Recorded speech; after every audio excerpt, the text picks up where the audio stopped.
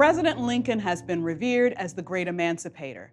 But freedom was also fought for by 200,000 African Americans of the United States colored troops.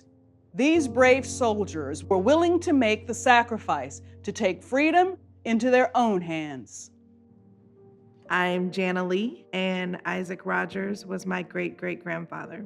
I'm so excited for you to be here with me today because you're not a stranger, you're my cousin. Yes, I am. We have an incredible oral history that came directly from your dad. Knowing that they cared about family and passing on legacy, that probably came from Isaac. We know he served in the 1st Kansas, which later became the United States Colored Troops 79th Regiment. And Isaac Rogers is within the first 100 men that gets enlisted in this unit. Some of the collections that I was able to use with Ike's story include the Freedmen's Bureau, who was over the United States Colored Troops. They have his enlistment information. He was one of the first Black U.S. Deputy Marshals, so he continued that whole service to his country and to his nation. My dad had the saying, "Don't let anybody beat you doing good."